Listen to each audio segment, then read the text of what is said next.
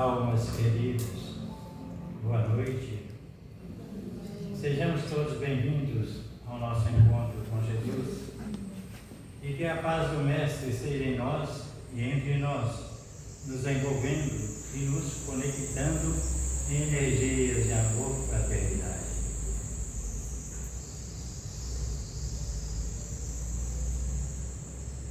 A mensagem introdutória para a harmonização e integração ao tema proposto, fé raciocinada, vem do Evangelho segundo o Espiritismo, capítulo 19, item 2, o poder da fé, que diz assim: no sentido próprio, é certo que a confiança nas suas próprias forças torna o homem capaz de executar coisas materiais que não consegue fazer quem duvida de si. Aqui, porém, unicamente no sentido moral, se devem entender essas palavras. As montanhas que a fé desloca são as dificuldades, as resistências, a má vontade, de um modo geral, com que se depara a parte dos homens, ainda quando se trata das melhores coisas. Os preconceitos da rotina, o interesse material, o egoísmo, a cegueira, o fanatismo e as paixões orgulhosas são outras tantas montanhas que barram o caminho a quem batalha pelo progresso da humanidade. A fé robusta dá a perseverança, a energia e os recursos que fazem se vençam os obstáculos tanto nas pequenas quanto nas grandes coisas. Da fé vacilante, porém, resultam a incerteza e a hesitação de que se aproveitam os adversários que se tem de combater, porque essa fé não procura os meios de vencer, porque não acredita que possa vencer. Elevemos os pensamentos ao Mestre Jesus. Vamos orar. Senhor Jesus, aqui estamos mais uma vez reunidos em Teu nome, com o propósito de aprender um pouco mais com os Teus sublimes ensinamentos, tão bem esclarecidos pela doutrina espírita. Permita-nos, Senhor, a companhia dos bons espíritos, auxiliando-nos na compreensão e apreensão das lições abençoadas propostas no tema fé raciocinada. Fica conosco, Senhor, que assim seja.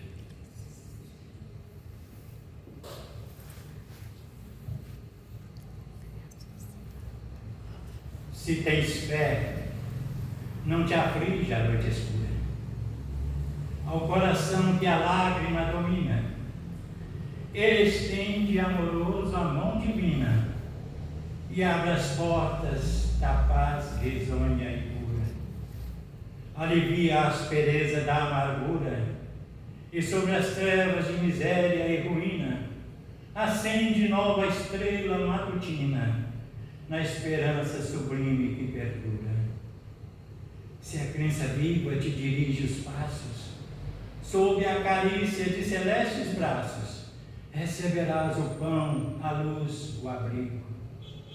Ama a cruz que te ampara e regenera, e envolvendo-te em santa primavera, o Mestre amado seguirá contigo. Alta de Souza.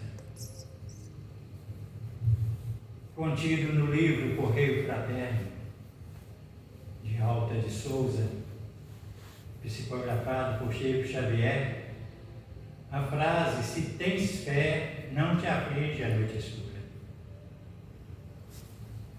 É uma estrofe do soneto intitulado No Livro d'Alma, expressando a ideia de que a fé pode trazer a esperança em tempos difíceis, como por exemplo os tempos atuais. Expressão bastante oportuna para as nossas reflexões sobre o tema fé raciocinada, pois se tivermos fé, enfrentaremos as aflições com bom ânimo e coragem. Vamos ao tema. Mateus, em seu Evangelho, capítulo 17, versículos 14 a 19, narra que os discípulos perguntaram a Jesus por que eles não puderam curar o menino do diabo. E Jesus respondeu que foi por causa da incredulidade deles. E completou dizendo que se em verdade tivessem fé do tamanho de um grão de mostarda, diriam a uma montanha: transporta-te daí para ali, e ela se transportaria, e nada lhe seria impossível. Com essa passagem evangélica, compreendemos então que a fé necessita de uma base que é a inteligência perfeita daquilo em que se deve crer. E para crer não basta ver, é preciso, sobretudo, compreender. O dogma da fé cega vem de muito tempo produzindo cada vez mais um maior número de incrédulos na sua pretensão de impor-se, exigindo a abdicação de uma das mais preciosas prerrogativas do ser humano, o raciocínio e o livre-arbítrio. Quantas vezes a humanidade já não ouviu? Abjura? Crê ou morre? Isso é pecado. Isso é segredo.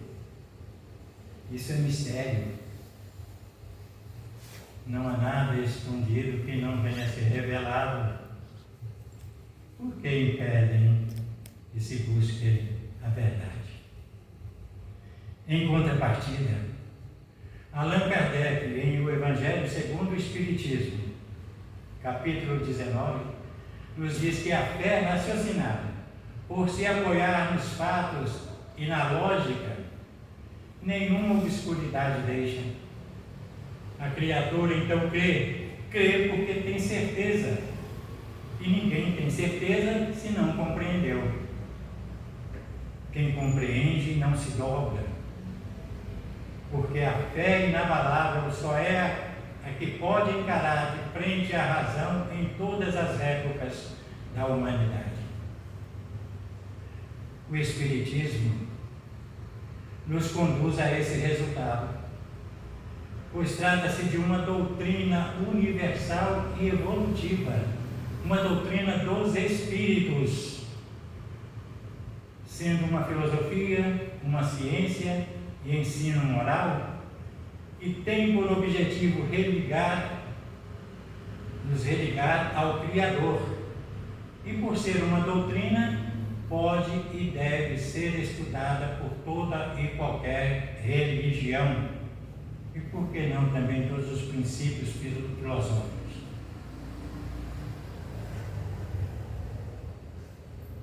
Jesus utilizava a expressão na verdade, referindo-se certamente à verdade que naquela época encontrava-se ao alcance da nossa compreensão, devido à nossa pouca evolução.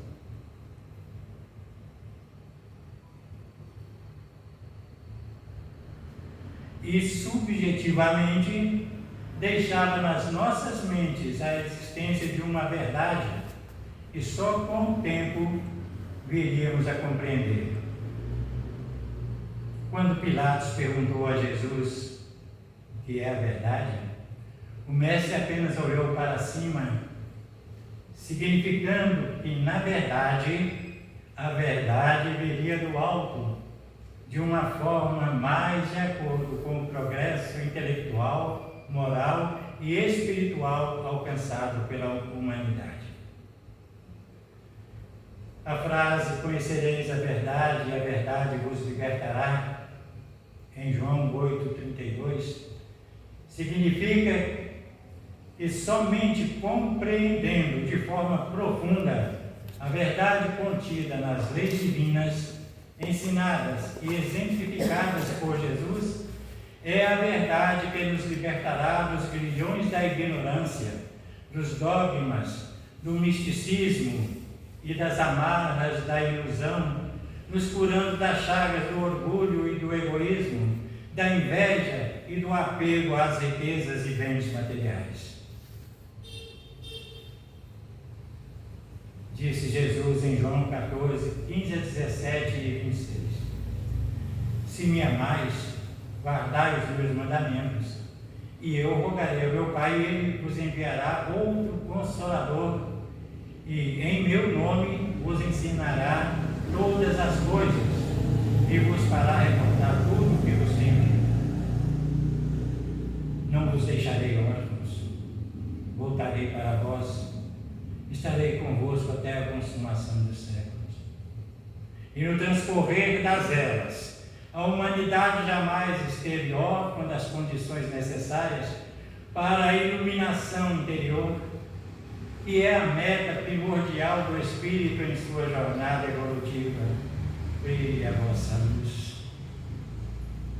Todavia, as potencialidades humanas, escravizadas à matéria, por conta da imaturidade consciencial do ego, o ser do corpo, e do self, o ser espiritual, ainda de tão pouca evolução, não permitiram ainda a emancipação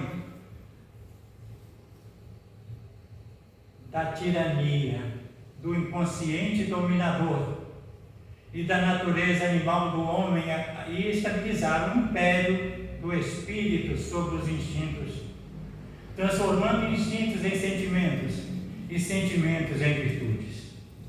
E a soma das virtudes alcançadas será a soma do amor que teremos como tesouro no coração.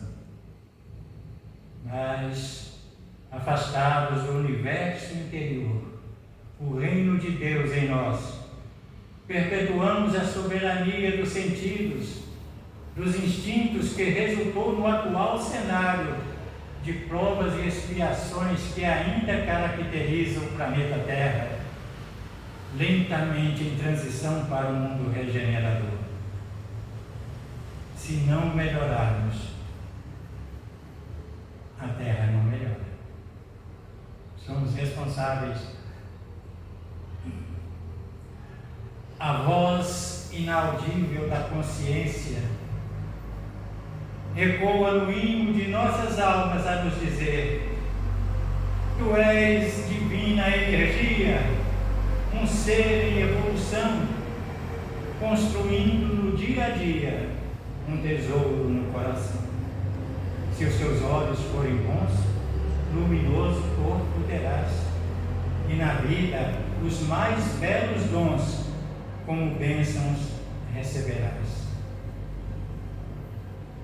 Com o querer, saber e amar, terás a fé raciocinada, iluminando o teu caminhar, abençoando a tua jornada. O amor que há em ti, tudo tu harás, e o que pedires não te faltará. Dando de ti também receberás, do céu a providência virá. O amor como o sol brilhará, e o bem pelo bem se fará. Ajuda-te, e o céu te ajudará. Jesus é a luz que te guiará, e em trevas não te deixará. Ajuda-te, e o céu te ajudará. O Pai nada te negará, e a terra regenerará. Ajuda-te, e o céu te ajudará.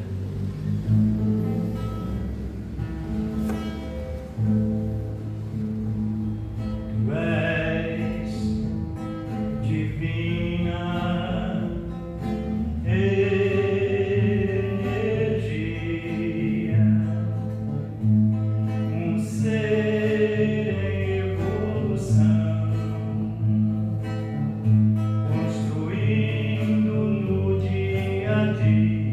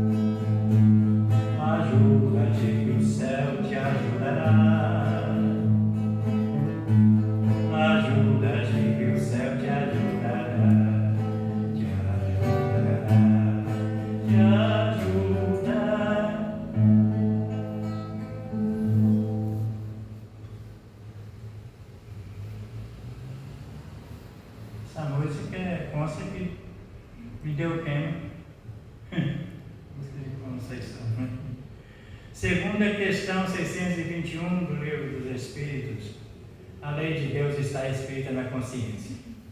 Portanto, o autodescobrimento é um processo intransferível e inadiável de descoberta do Deus em nós.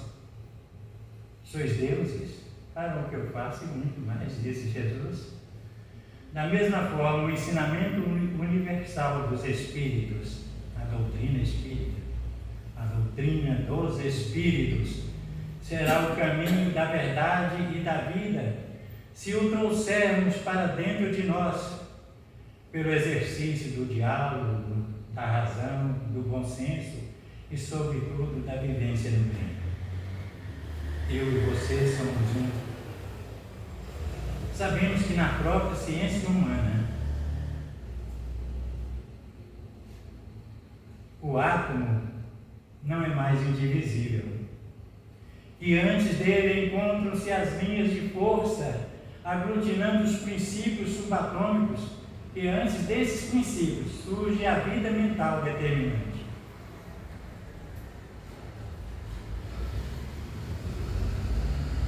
Tudo se encadeia na natureza, desde o átomo primitivo até o arcanjo, que também começou por ser átomo. Questão 540, Livro dos Espíritos. Tudo em a natureza se encadeia. Questão 573.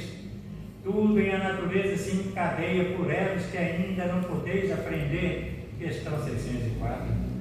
Tudo em a natureza se encadeia e tende para a unidade. Questão 607A. A mesma matéria é suscetível de experimentar todas as modificações e de adquirir todas as propriedades? Kardec perguntou aos espíritos, que responderam: sim. E é isso que se deve entender quando dizemos que tudo está em tudo. Questão 33, Livro dos Espíritos. Vamos perguntar por que eu estou falando dessas coisas aqui, né? É porque se não entendemos isso, não vamos conseguir ter uma fé raciocinada, né? No livro Nos Domínios da Mediunidade, capítulo 17, Serviço de Passes, o instrutor Aulos diz a André Luiz que tudo é espírito no santuário da natureza, que se renovarmos o pensamento, tudo se renovará conosco, pois que a mente reanimada reergue as vidas microscópicas que servem no templo do corpo. E com isso promove valiosas reconstruções. Cura-te a ti mesmo. Joana de Anjos diz para descobrirmos o médico interno. O poder que a gente tem, né? Ainda porque não compreende essa condição de somos uma energia divina. A lei de evolução no Espiritismo é um princípio essencial que nos orienta na nossa jornada de autoconhecimento e aprimoramento. Compreender essa lei fundamental para buscarmos uma vida mais significativa e alinhada com os valores espirituais, promovendo a paz e a harmonia em nossas relações e em nós mesmos. Deixar vir a mim os mais pequeninos. As nossas relações e as relações com os mais pequeninos, as energias, pequenas almas confiadas à nossa guarda, que devemos promover, brilhando a nossa luz. Para avançarmos em direção ao objetivo, é preciso vencermos os instintos, aperfeiçoando os sentimentos, reprimindo os germes latentes da matéria. Deixai vir a mim os pequeninos e não os impeçais, pois deles é o reino de Deus. Passamos muito tempo raciocinando que os mais pequeninos seriam as crianças ou as pessoas mais humildes, tá? Os mais pequeninos são essas energias, sábios do psiquismo divino, que vão se transformando, evoluindo. ser cultivada assim como a terra, pois que a riqueza futura depende do trabalho presente. Somos construtores do nosso destino e herdeiros de nós mesmos. Somos hoje o resultado do nosso mundo. É assim que tudo serve, tudo se encadeia na natureza, desde o átomo primitivo até o arcanjo, que também começou por ser átomo. Repetimos a questão 540. Hernani Guimarães Andrade, no livro Psi Quântico, fala sobre o átomo físico. Nós sabemos que é composto de prótons, nêutrons e elétrons, mas ele fala principalmente do átomo psíquico, do psiátomo, que é composto de bion, percepton e intelecto. Bion corresponde à vida, percepto corresponde à percepção e memória, intelecto corresponde à inteligência e consciência. Esse átomo é o átomo da matéria mental divina. É o átomo primordial, conhecido como mônadas celestes, como fascículos de luz, como princípios inteligentes. Já é criado, o que é criado da suprema inteligência, Deus, com toda a potencialidade a ser despertada, a ser desenvolvida, e passa por todas as energias do universo. E os graus que essas energias têm são maiores do que a nossa escala dos elementos periódicos, segundo André Luiz. Está passando de etapa em etapa. E o interessante é que esses átomos do psiquismo divino, ele já vem com toda essa potencialidade para desenvolver e vai retornando depois, ajudando para ser um com Deus. Esses átomos começam o exercício da lei de amor. Une-se um ao outro, formando a molécula elementar. E as moléculas elementares formam o fluido cósmico universal, a matéria elementar, de onde tudo e todos são gerados. Tudo é espírito no santuário da natureza. Parece difícil, né? Mas vamos buscar, vamos duvidar, vamos perguntar, porque se a gente não entender isso, vai ser difícil a gente assumir a responsabilidade da nossa própria evolução. A veneranda Joana de Ângeles, no livro Autodescobrimento, uma busca interior, diz que o indivíduo humano é um agrupamento de energias em diferentes níveis de vibrações, que procrastinar, adiar o fenômeno da conscientização tem limite, porque na sua complexidade, a energia que é vida constitui-se do psiquismo divino e hoje ou mais tarde liberta-se das injunções grosseiras que a limitam momentaneamente, sutilizando-se em ondas de amor que se espraiarão no oceano do amor de Deus. Jesus nos diz que eu e o Pai somos um. Nós também seremos um com o Pai, que vamos evoluir até a totalidade do amor, estaremos também um com Ele, fazendo senão a vontade dEle. Mas por enquanto ainda a gente fica querendo que o Pai faça as nossas vontades. E precisamos dar uma virada nisso, devagarzinho, mas tem que entender isso, porque senão não anda. Segundo o Espírito Milanês, no volume 12, coleção de Filosofia Espírita, capítulo 38, nós estamos em movimento único em todos os mundos e no nosso caso, na Terra, estamos sob a influência de Jesus, o governador planetário desde o princípio. E Paulo de Tarso, em Colossenses 2,10, também diz que em Jesus estamos sendo aperfeiçoados. Eu sou a videira, vós sois o gado. Eu estou no Pai, o Pai em mim, eu estou em vós e vós em mim.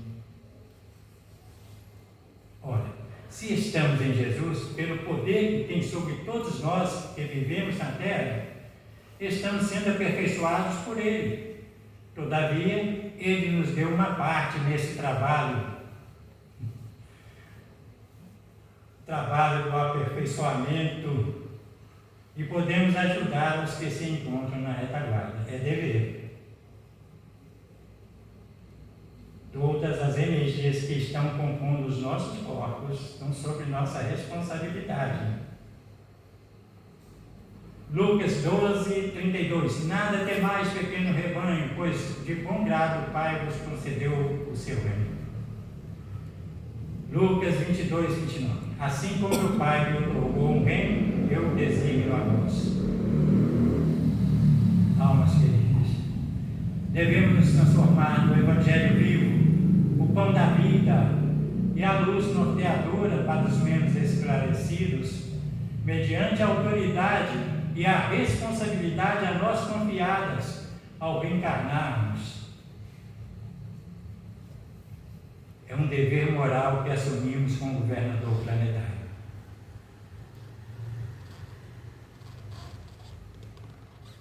Nós não estamos por merecimento, estamos por misericórdia. Não tinha mais jeito, eles colocaram na doutrina espírita para a gente conversar a respeito desse assunto. Para termos uma fé raciocinada. Portanto, ciente da tarefa redentora, cumpre-nos arar o terreno dos corações doridos, para lançar neles as sementes da conduta cristã que há de se instituir na nova era, quando o bem predominará nas consciências. Se não estivermos preparados e em condições de acompanhar a mudança vibracional pelo qual o planeta está passando e passará por outras de curta e longa duração, dificilmente conseguiremos manter a harmonia de nosso próprio universo.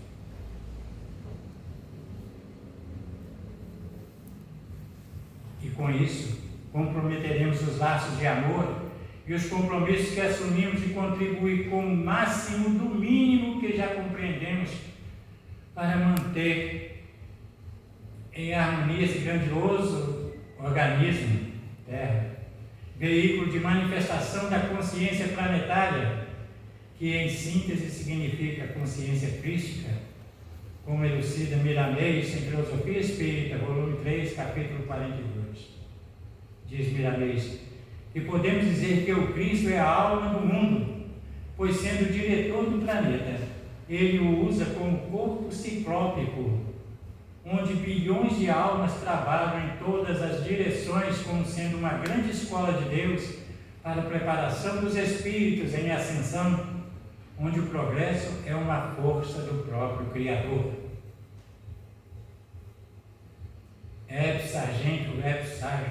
Sargento, no capítulo 1 do livro Bases Científicas do Espiritismo, relata que o universo inteiro, corpos e almas, seres, mundos e seres, é formado de mônadas, ou últimas divisões dos átomos, homogêneas em essência, mas pelo Criador, dotadas de certas faculdades, desenvolvidas em graus infinitamente diversos. Assim, as alterações que as mônadas sofrem são unicamente as evoluções graduais e sucessivas de suas próprias faculdades íntimas. Bion, percepto, intelecto, na experiência, na vivência. Dr. Bezerra de Menezes diz que somos seres lucigênicos, filhos da grande luz.